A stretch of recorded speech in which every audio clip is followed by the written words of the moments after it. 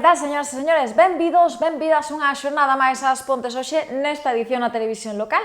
Unhas Pontes hoxe que comezamos neste caso falando de obras, porque a Deputación da Coruña penta xudicar o deseño da que será a residencia de persoas maiores que se vai instalar nas antiguas dependencias da Pardo Bazán. Precisamente esta mesma semana, o alcalde das Pontes e presidente da Deputación anunciaba a xudicación deste contrato e visitaba os terreos onde se vai instalar, neste caso, esta residencia piloto.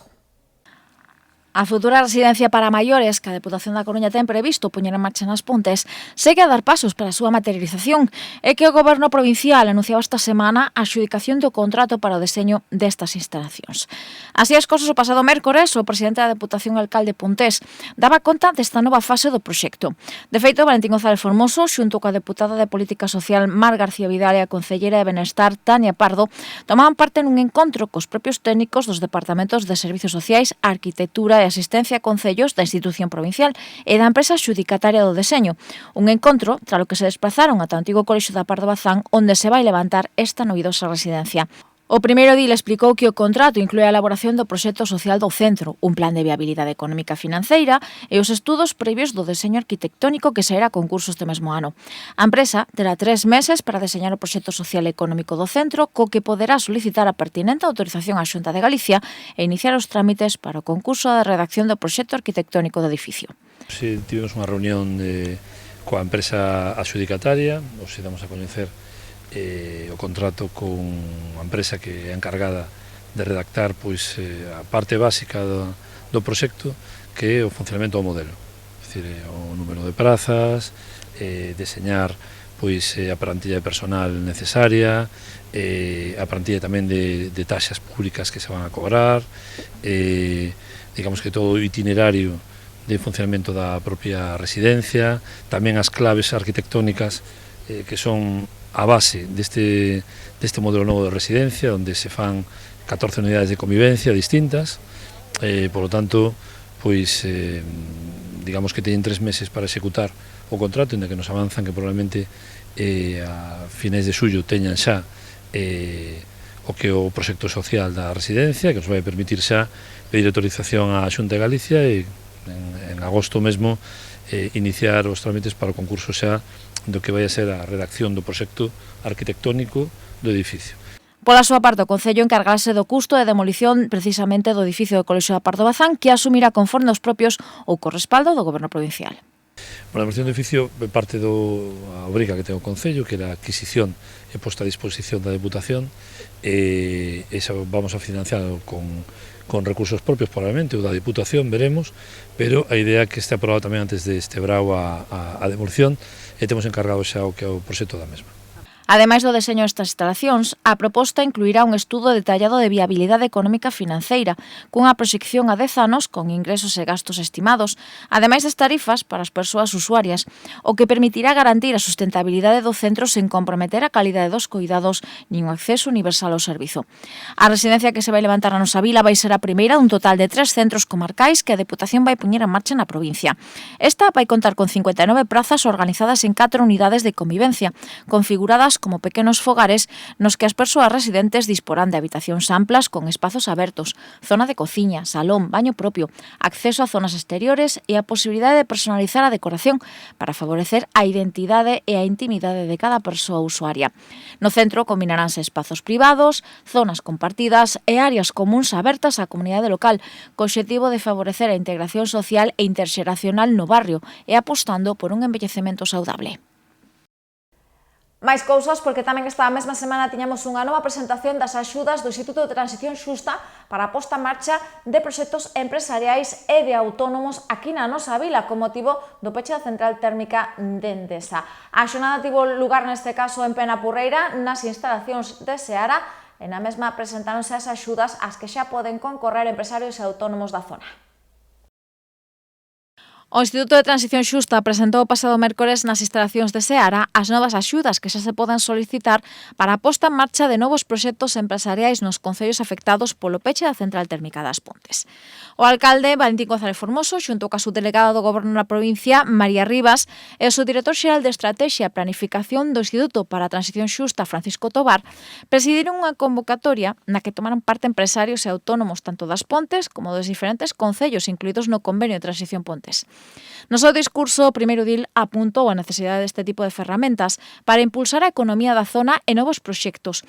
Explicou que estes plans teñen que precisamente ir destinados ás zonas afectadas, facendo referencia á última denuncia presentada polos concellos das Pontes e Cerceda contra o INEGA e o IGAPE para que se paralicen os prazos de asignación dos últimos fondos de transición xusta, ou entender que non se está discriminando positivamente os concellos afectados polo peche das centrais térmicas, males ser os responsables de xerar esas achegas europeas. Nosotros agradeceros pues, que por lo menos los fondos de transición justa del Ministerio sea para los ayuntamientos que sufrimos la pérdida de la central térmica, porque también aprovecho para decir al Ministerio que estamos sufriendo un proceso absolutamente injusto aquí, ¿no? Y hay que decirlo en voz alta, muy injusto. Este año, en este ejercicio, se han convocado, sabes que los fondos de transición justa tienen un doble origen de fondos europeos, son mecanismos distintos en el ámbito europeo, que puede explicar el subdirector, unos los maneja el Ministerio, los convoca el Ministerio, y 111 millones de euros están asignados a la provincia de Coruña e os convoca a Xunta de Galicia. Bueno, pues contámonos con la sorpresa de que dos 111 millóns de euros, 80 millóns de euros os convoca a Xunta de Galicia para toda a provincia da Coruña sin contar, salvo un pequeno digamos que apoio ou puntuación extraordinaria para os empresarios e empresarias dos concellos afectados pola transición xusta, que é Cerceda das Pontes e os concellos veciños, non? Isto é absolutamente injusto, porque estas axudas son precisamente para reactivar económicamente as zonas afectadas polo cierre dunha central. Quere decir que os 80 millóns de euros poden ir a parar a unha iniciativa en Arteixo, ou en Carballo, ou na Coruña, ou en Santiago, ou en Moleiros, non? Que, gracias a Dios, non teñen, lógicamente, un problema de reactivación económica como teñen os concellos afectados pola transición xusta. Ese é o escenario actual. Ese é o escenario actual. Es decir, eso ten que saberlo o Ministerio, ten que saberlo Bruselas, e non se pode permitir. Neste senso, o subdirector xeral de Estrategia e Planificación do Instituto para a Transición Xusta recolleu as reclamacións do alcalde Pontes. Francisco Tobar ofreceu o seu compromiso para evitar que os municipios máis afectados polos peches das térmicas galegas queden atrás, xa que o ITA o que busca é unha transición xusta real. Bueno, en el Instituto para Transición Justa, pues qué voy a decir, nosotros somos los primeros conscientes de lo que en su momento decía el vicepresidente primero de la Comisión Europea, Jens Timmermans, que decía que la transición energética será justa o no será. Nosotros nuestro leitmotiv desde nuestro instituto, que es una institución, un organismo autónomo que está creado con este fin, pues nuestro leitmotiv es asegurar que el foco del problema sea lo más, bueno, por un lado lo más pequeño posible y luego que atendamos las soluciones de la forma lo más focalizada posible, y es por eso que nuestras ayudas están todas enfocadas hacia la lista de municipios más afectados que se han determinado, como decía el alcalde, pues en base a una metodología objetiva. Para eso tenemos 4 líneas de ayuda. No queremos que nadie se quede atrás en la transición y tenemos 4 líneas de ayuda principales, más otras novedosas que han ido surgiendo. Ayudamos a las personas con programas de formación, prejubilaciones, bajas indemnizadas para exmineros.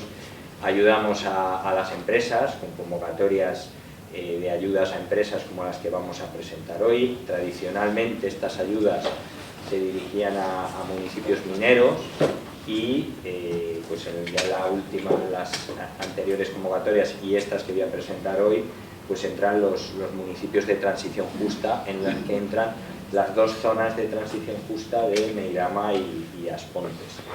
Y por otro lado, pues también ayudamos a los municipios municipios que pues, sufren esta transición en una bajada de sus ingresos y una bajada de actividad, para intentar que estén dotados de las infraestructuras necesarias para darle un atractivo a estos municipios y paliar, como decía, esta situación pues derivada de la transición energética, una transición energética en la que creemos todos. Debemos luchar contra el cambio climático y debemos tener unas infraestructuras energéticas lo menos contaminantes y emisoras posible, pero eso no significa que no tengamos que acompañar a esos territorios, a esas personas y a esas empresas para pues, que tengan una alternativa.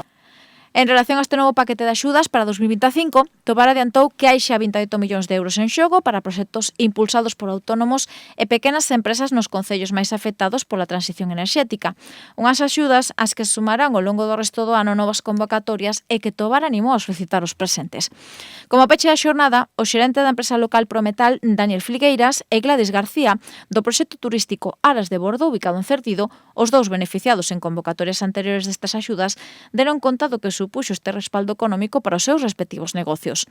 De feito, o empresario pontés dispón dunha nova operativa en Penapurreira de 4.300 metros cuadrados para que recibiu unha axuda de 561.000 euros de fondos europeos, na mentras que Aras de Bordo contou con 70.000 euros para a posta en marcha dun campamento de cabanas respetuoso co medio ambiente. Cambiamos totalmente de asunto porque a delegación do Goberno na provincia da Coruña vai denunciar que o cuartel da Garda Civil das Pontes vai contar con 4 novos efectivos, a súa incorporación nos vindeiros meses.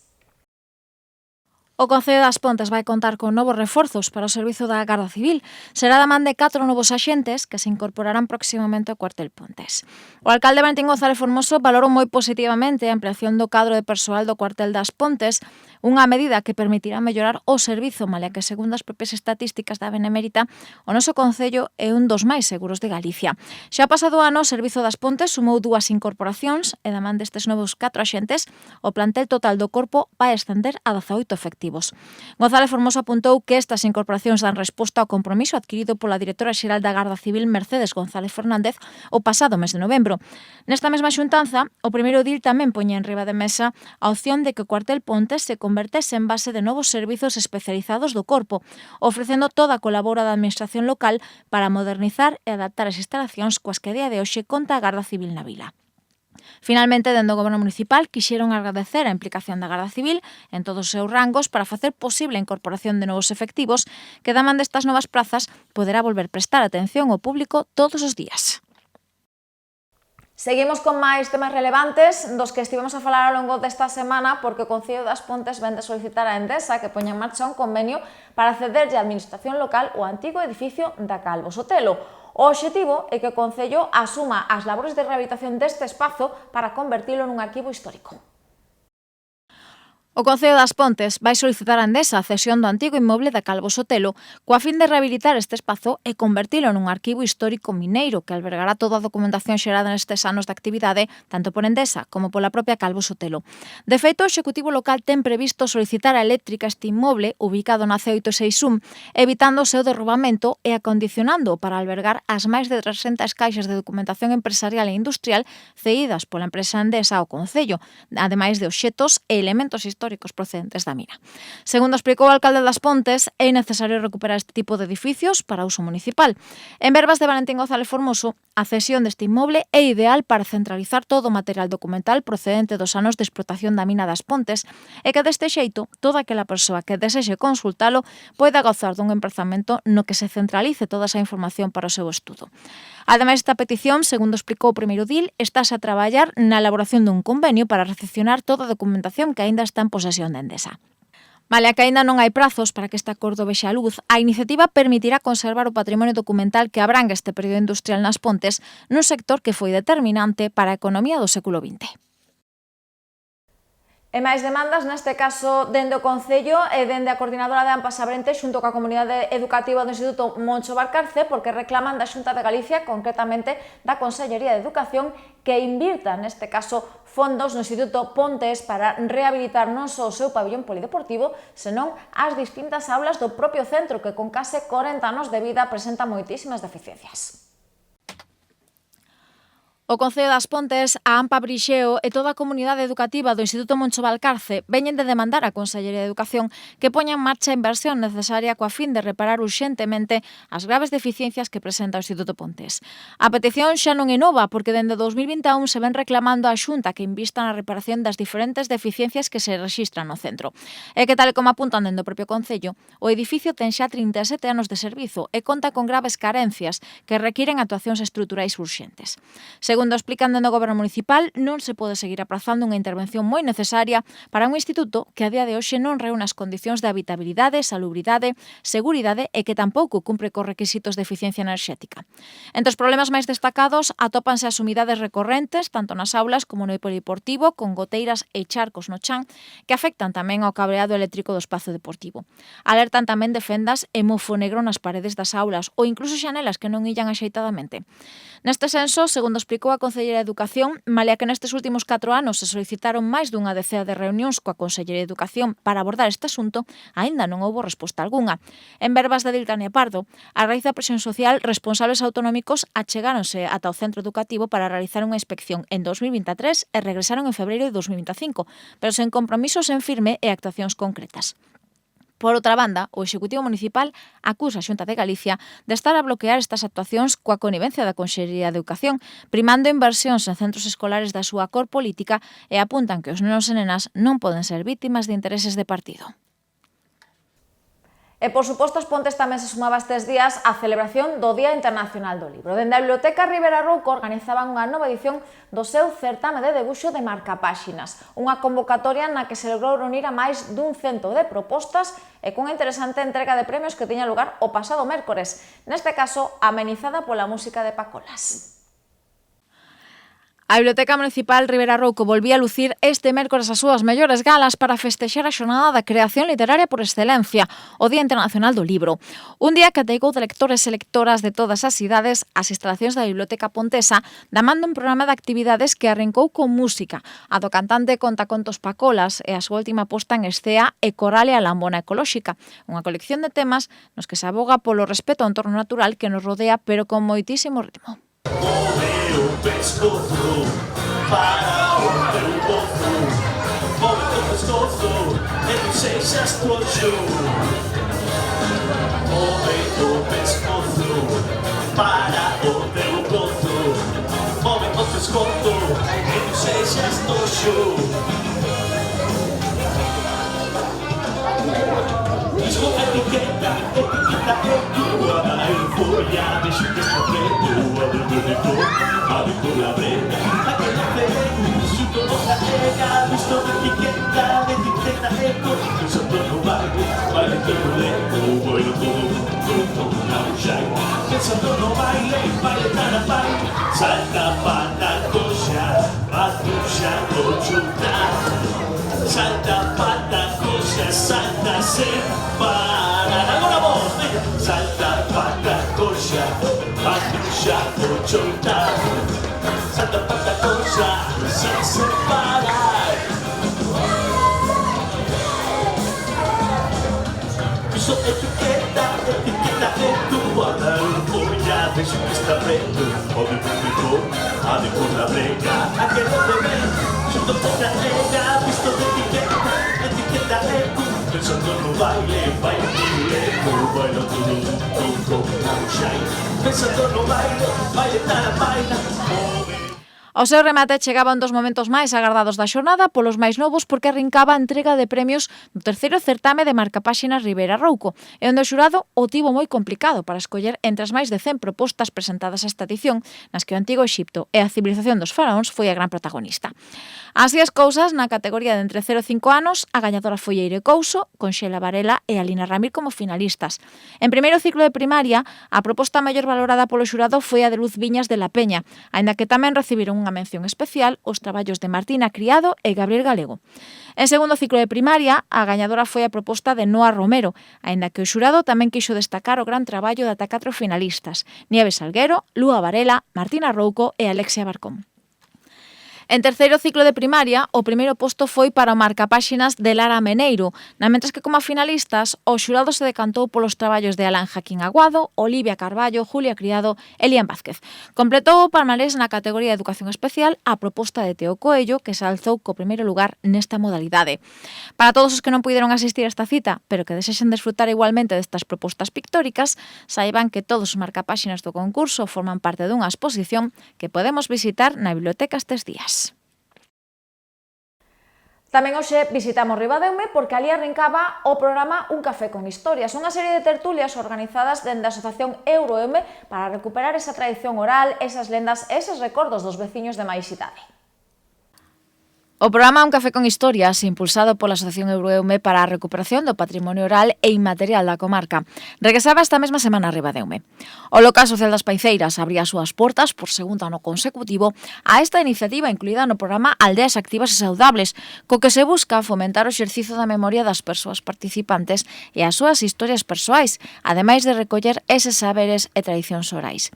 Nesta primeira xuntanza contouse coa participación dunha dúcia de veciños e veciñas da parroquia, que cada mércores durante 5 semanas acudirán a estas tertulias nas que falarán da súa nenez, da escola, dos lugares que visitaban ou das persoas de referencia na zona. Unha serie de recordos dos que dende Euroeume tomarán moi boa nota para evitar que se perdan co paso do tempo. E que o obxectivo destas xuntanzas é analizar as historias e documentación que poden aportar os propios participantes e, posteriormente, elaborar un proxecto no que dar visibilidade a esas voces. De feito, xa no Concello de Monfero contan coa súa propia publicación de saberes orais titulado A Sazón da Terra. En Pontedeume tamén se está a traballar nun proxecto semellante, da man das diferentes sesións destas tertulias que se desenvolveron o pasado ano. Tras a súa estrea en Ribadeume, Un café con historias xa ten novas citas. Será o mércores da vindeira semana e en maio os días 7, 21 e 28, entre as 4:30 e as 6:30 da tarde. Para participar, os interesados deberán ser maiores de 60 anos e anotarse no teléfono 664 845 694 ou no correo electrónico euroeume@euroeume.org. Seguimos porque nas Pontes imos poder desfrutar o vindeiro mes de maio da residencia da compañía teatral Elefante Elegante. Será entre os días 18 e 24 do mes que ven. Unha residencia que tamén vai incluir a presentación oficial do seu último traballo, Alta Costura, unha mestura entre comedia e ironía en a que pretenden facer que o público neste caso pense sobre esa nova cultura da moda rápida. A compañía Elefante Elegante fará de As Pontes o seu cuartel xeral no que perfilar os últimos detalles do seu novo espectáculo de teatro, Alta Costura. A compañía de Culleredo terá no Auditorio Municipal a Lobi a súa residencia entre os días 18 e 24 do mes que ven, unha semana que aproveitará para realizar ensaios, probas de luces, escenografía e vestiario dun proxecto creado por María Torres e Gonzalo Guerreiro, con texto de Tiago Alves Costa, e no que a propia María Torres comparte protagonismo con Sofía Espiñeira, Raquel Crespo e Pablo Sánchez. Alta Costura é unha comedia na que mediante ironía e humor abórdase o fenómeno da industria da moda rápida e a súa estreita relación co consumismo, o recoñecemento social, a contaminación, a saúde e as condicións laborais. Un espectáculo no que se busca que o público reflexione sobre as consecuencias dos hábitos de consumo de roupa que temos hoxe en día e desa necesidade creada pola sociedade de ir á última estrear conxunto cada semana. Male que esta produción xa ten as súas costas varias funcións escolares nos Institutos Rego de Trave e Eduardo Blanco Amor de Oleiros, onde tamén se incluíron debates e coloquios cos estudantes sobre esta temática, a presentación oficial ante o gran público será o vindeiro día 24 de maio no Auditorio Municipal das Pontes. A función está marcada para as 8 do serán e as localidades poránse á venda nos vindeiros días mediante a web aspontes.sacatoentrada.es, ademais de na propia billeteira do Auditorio a Lobi. E desa visita de Elefante Elegante a unha cita que imos ter moitísimo máis cerca, neste caso, esa presentación de Aún máis chungo, o último espectáculo do cómico Luis Zaera, para o que lamentablemente xa non quedan entradas. Se estaban a marcar na súa axenda como plan para o vindeiro 9 de maio acudir ao espectáculo de Luis Zaera no Auditorio Municipal a Lobi, saiban que se non teñen xa a súa butaca non terán opción de poder desfrutar da función do gran actor compostelán. E que en tempo récord, Zaera penduraba o cartel de todo vendido para a súa función nas Pontes. Unha semana foi o que precisou o coñecido como Anselmo, Petróleo, Pertur ou Ezequiel para esgotar as máis de 400 localidades coas que conta o Lobi. Un éxito que Zaera vai compartir coa súa compañera sobre o escenario, a actriz e humorista Palo Capilla, que completará cos seus monólogos as historias e anécdotas do mítico actor galego. Todo isto nun espectáculo que arrincará ás 8:30 do serán, como dicíamos, o 9 de maio, sobre as táboas do Lobi. Non temos entradas para Luis Zaera, pero outra das propostas que nos chegan do Departamento Municipal de Cultura, tamén para desfrutar da programación cultural precisamente, é o cine que esta fin de semana chega á Casa do Peso. Sorda e A Ixa son as dúas propostas desta fin de semana, a segunda neste caso tamén en sesión neurodiversa. Nova fin de semana que temos ás portas e tamén nova aposta cinematográfica que chega a sala de proxeccións da Casa do Peso e que dende o Departamento de Cultura propóñenos para mañá e tamén para domingo dúas novas producións do máis atractivas. Comezamos coa sesión para adultos e un filme de facturación nacional, porque chega Sorda, un drama escrito e dirixido por Eva Libertad baseado nunha curtametraxe de 2021 do mesmo título e no que plasma a historia dunha muller con problemas de audición e os seus medos a hora de comunicarse coa súa filla recén nada. Unha situación que tamén interfire na súa relación de parella e no seu papel nun mundo que non está adaptado ás persoas xordas. Mírame, Ángela, mírame. Te vamos a ayudar, ¿vale? La prueba no es concluyente, ¿vale? No nos dices si la niña oye o no oye.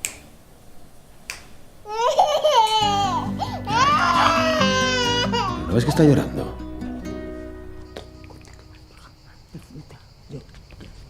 ¿Pero sabes lo que pasa? Que tú quieres una pareja sorda.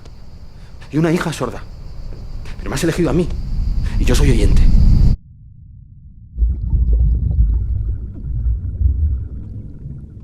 Papi, papi, tienes algo que no tiene nadie. Cuando me miras la boca se me corta el aire. Hermoso era tu pecho, una blanca luna. No lo curas la camisa, solo lo importuna. Querida, me condenas sin guardar reposo. Sorda proxectarase mañá ás 7:30 da noite e o domingo ás 7:30 da tarde. E xa para os máis novos chega A luz de Aisha, un filme de animación dirixido por Xade Adib, no que recolle a historia dunha nena que vive no Al-Ándalus do século XI e cuya familia quere que se dedique ao mundo da caligrafía, un sector que non vai coa pequena Aisha que soña con ser unha gran pirotécnica. Es parte de nuestro código familiar. Hacer cohetes es lo que más me gusta en el mundo. Es mi vida. Nos lo vamos a perder.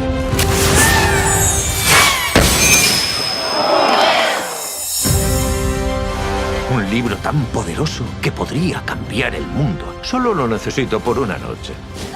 Michelle Jenner, Neira Rodríguez e Jordi Sánchez poñen voz ás personaxes protagonistas desta produción que mañá ás 5 poderemos desfrutar en ambiente neurodiverso, é dicir, con luz tenue, audios máis baixos e coa opción de poder moverse pola sala. E xa o domingo tamén ás 5 en condicións habituais de luz e son. Como é habitual precisamente para facerse cunha localidade para calquera destas dúas películas, podemos achegarnos ata a billeteira da Casa do Peso media hora antes de cada pase ou ben mercar a nosa entrada na web aspontes.sacatoentrada.es. Entramos xa en terreo deportivo porque toca falar desa nova edición da Samurai Extreme Race que se vai desenvolver o vindeiro mes de xullo aquí na nosa vila, no Lago das Pontes. As inscripcións van a moi bo ritmo porque xa se superaron as 1000 persoas participantes nas distintas probas que este ano se van poñer en marcha. De feito, temos novidades porque se vai tamén celebrar a Ninja Race, unha particular carreira de obstáculos tamén do máis entretida. A oitava edición da Samurai Extreme Race vai camiño de alcanzar cifras de récord e que a máis de 2 meses aínda para que chegue a proba, a cifra de valentes inscritos superou xa o milleiro entre as categorías Elite, Popular, Starter e a puntuable para o Campeonato Nacional de Carreiras de Obstáculos. De feito, a cifra de persoas anotadas en este momento de 1027, un gran número de participantes que van a afrontar un percorrido de case 10 km e unha media de 50 obstáculos. A proba tamén incluirá novidades para esta convocatoria e que ademais da tradicional cita de obstáculos e a proba Proba Solitaria Júnior, que terán lugar o domingo 6 de xullo, o sábado día 5 vaise desenvolver a primeira Samurai Ninja Race, unha proba na que se habilitará un circuito de case 100 metros de distancia con 10 obstáculos e diferentes fases eliminatorias, na que xa hai unha vintena de participantes inscritos, aínda que o cupo total para esta novidosa actividade ascende a 100 prazas que de seguro tamén se van a esgotar a medida que se achega a data da proba. O prazo para anotarse tanto na Ninja Race como na Samurai estará aberto ata o 25 de xuño. De feito, para inscribirse na proba xeral, na Junior ou na Ninja, abonda con acceder á web www.samuraistreamrace.es. Ali é posible consultar dende o regulamento de cada proba, ata as tandas e horarios nos que se van disputar, lista de premios e os prezos de inscripción. E do Lago Polideportivo Municipal da Fraga, porque este domingo vai ser sede a fase previa do Campeonato Autonómico de Fútbol Sala. 8 equipos das provincias da Coruña e de Lugo se van disputar un pase á final en categorías Benxamín e Prebenxamín. As Pontes vai acoller este domingo a fase previa do Campeonato Galego de Fútbol Sala en categorías Benxamín e Prebenxamín. A convocatoria reunirá máis de 150 xogadores das provincias da Coruña e de Lugo, dos clubes Trola de Betanzos, o Parrulo de Ferrol, o Alto do Vento e o Ribeira, que se xogarán en terras pontesas un posto para a final autonómica destas dúas categorías ante o conxunto gañador da fase previa da Zona Sur. O alcalde das Pontes presidía a presentación desta convocatoria agradecendo a elección da nosa vila por parte da Federación Galega de Fútbol para acoller esta cita. Valentín González Formoso apuntaba que de xustiza que as Pontes conte cunha competición deste nivel ante a gran afección que hai na vila polo fútbol sala. De feito, o primeiro edil quixo recoñecer o papel do Lago Sport á hora de fomentar actividades deste tipo que sitúan as Pontes no mapa e que permiten non só fomentar a práctica deportiva de base, senón tamén facer da nosa vila un lugar de referencia e desfrute para visitantes de outros concellos. Antes de nada, agradecer a presenza do delegado desta zona da Federación Galega de Fútbol, de Abraham, agradecerlle pois, a aposta polas Pontes sempre como base de moitos dos eventos que organizades, que nos teñades na cabeza, que creo que ademais é de xustiza tendo en conta a afición que hai polo fútbol e fútbol sala aquí nas Pontes desde hai décadas, non? E por outra parte tamén agradecer a Cristina do Lago Sport pois por non parar, non? Estar sempre buscando iniciativas que favorezan a práctica do deporte, sobre todo o deporte base, que é o máis importante de todo, e ademais que se conte con as Pontes, non? Falaba agora Cristina de algunha outra iniciativa que ademais supón atraer xente de fora das Pontes ás Pontes, non? Dicir que creo que é o mellor dos escenarios, non? Se practique deporte e encima atraer pois, visitantes a nosa vila. Hoxe pois, presentamos outra iniciativa da Federación que contar con as Pontes para organizar dous elementos clave do que a práctica do fútbol sala neste exercicio 2025, que é a organización da fase previa en Benxamín e Prebenxamín e a fase final aquí nas Pontes tamén en semanas de todas as categorías hasta cadete, non? No acto tamén se contou co delegado da Federación Galega de Fútbol que agradecía o gran respaldo do Cabildo Pontés e o traballo do Lago Sport, unha colaboración que non é nova. Abraham Yáñez asegurou que as Pontes sempre recibe cos brazos abertos calquera das propostas da Federación que os fan sentir como na casa. Recalcando as palabras do alcalde de Valentín, a verdad que, bueno, xa non me lembro de nas últimas datas cantas veces estivemos aquí na vila, pero é unha mostra máis da aposta que ten o Concello das Pontes pois polo deporte de xeito xeral e polo fútbol e fútbol sala de forma particular un pouco no que nos ataña a Real Federación Galega de Fútbol. Nada, desexo que, bueno, este vínculo de colaboración pois perdure no tempo, porque creo que é bo para a vila, é bo para a Federación, como digo, pois é unha mostra da saúde que ten o deporte na vila, e a verdade, bueno, é unha vila que históricamente está moi vinculada sobre todo ao fútbol sala, e sempre pois é un motivo de orgullo para a Real Federación Galega de Fútbol pois estar aquí na Vila das Pontes. Respecto ao Club Lago Sport, pois tamén un pouco na mesma línea, non? A verdade é que son moitos vínculos de colaboración constantes que temos co ca estrutura deportiva de Lago Sport. Bueno, as palabras de agradecemento son mayúsculas, ¿no? Porque é un club que, bueno, ten un traballo detrás, a verdad, que ten un club que nos acompañe en todas as propostas con unha predisposición total en todo o que lle propoñemos, do que falamos de calquer ámbito formativo, ámbito competicional, pois é de agradecer, e aproveito a ocasión para manifestar este agradecemento tanto ao Concello como ao clube, porque de verdade de corazón que estar aquí é estar na nosa casa. Respecto ás propias actividades, pois bueno, convidar un pouco, no, a todos os amantes do fútbol sala, do 40x20, que se acheguen ás Pontes a poder disfrutar pois desta competición de benxamís e prebenxamís dos máis pequeniños, que, bueno, están representados os mellores nenos desa idade de Galicia, e por suposto, pois, bueno, máis eventos que teremos próximamente aquí en As Pontes, así que nada, simplemente reiterar o meu agradecemento a ambas entidades, e convidar a xente que se acerque a disfrutar do fútbol sala. Nesta mesma liña, a presidenta do Lago Sport, Cristina Maceira, apuntaba que a cita que vai ter lugar este domingo non só é unha oportunidade deportiva para os xogadores máis novos, senón tamén unha ocasión estupenda para promocionar economicamente a nosa vila, ante a gran cantidade de xente que se agarda que visita As Pontes durante a fin de semana. Agradecer a todos o vosso apoio e confianza na capacidade de Lago Sport para organizar esta fase previa e final do Campeonato Galego de Clubes. É un orgullo como presidenta de Lago Sport e veciña das Pontes poder presentar un novo campeonato que marca un fito importante no noso calendario deportivo e social. Por primeira vez, un club dun pobo organiza na mesma tempada o Campeonato Galego de Seleccións Comarcais, máis a fase previa e fase final do Campeonato Galego de Clubs. Nos vineiros fins de semana reuniremos as mellores canteiras de toda Galicia, animando os seus equipos e promovendo o fútbol sala e o deporte que tanto amamos. Neste torneo queremos comentar que non só ten un obxectivo deportivo, creemos que tamén xerará ese día un impacto económico significativo no noso pobo. Estamos ante unha oportunidade para mostrar o que As Pontes pode ofrecer dende unhas instalacións deportivas inmellorables e compre cos máis altos estándares e que ofrecerá a todos os xogadores e xogadoras un espacio digno para o seu esforzo e dedicación. Este torneo é unha vitrina perfecta para que tanto os deportistas como o público vivan unha experiencia inesquecible en As Pontes. Para finalizar, convidar a todos a participar neste emocionante campeonato que conviviremos xuntos o amor por este deporte. A todos os que visiten As Pontes neses días, asegurámoslle un ambiente cálido e festivo. Grazas pola súa atención e apoio continuo a todos os presentes. Fagamos deste campeonato un evento memorable para todos e vémonos na pista. Con respecto ao calendario desta fase previa, os encontros terán lugar no Polideportivo Municipal da Fraga pasado mañá dende as 10.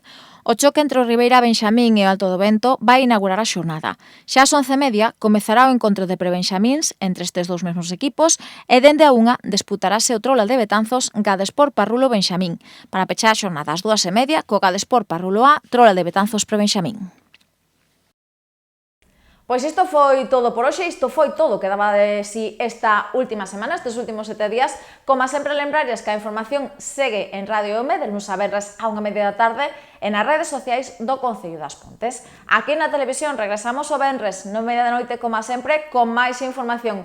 Teñan moi boa semana.